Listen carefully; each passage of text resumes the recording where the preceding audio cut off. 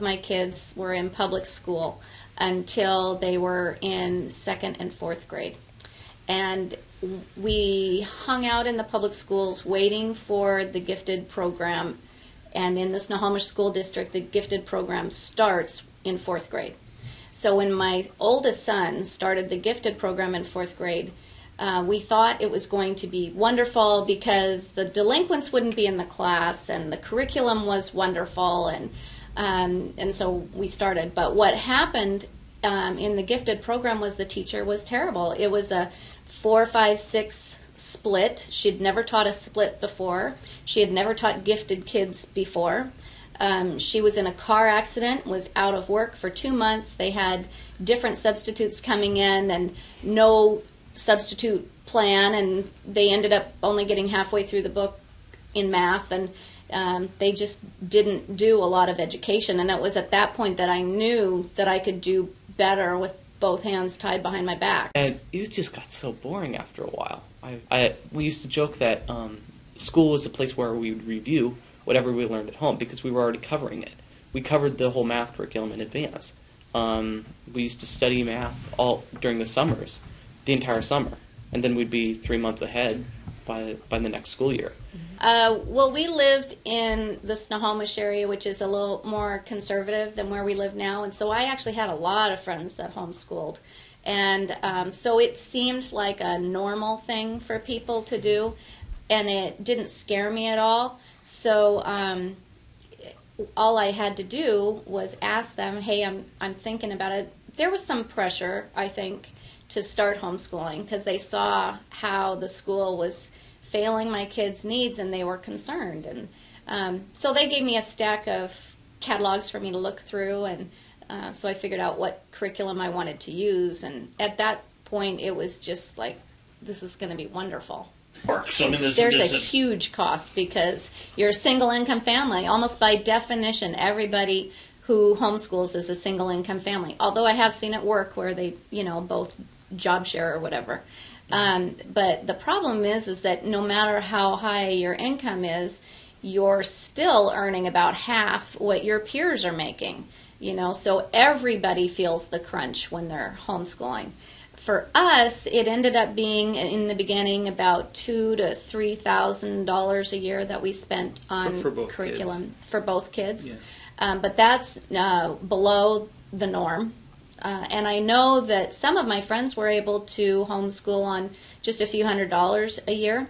So it is possible to do it very, very cheaply, but that included piano lessons.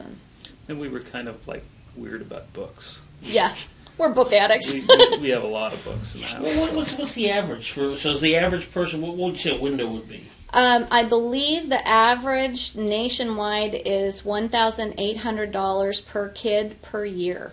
The whole time my kids were in public school, we knew that they were gifted. My older son, Kevin, started kindergarten reading fluently, doing 3-digit addition with borrowing, and this was kindergarten. And so we approached them with how can we encourage his gifts.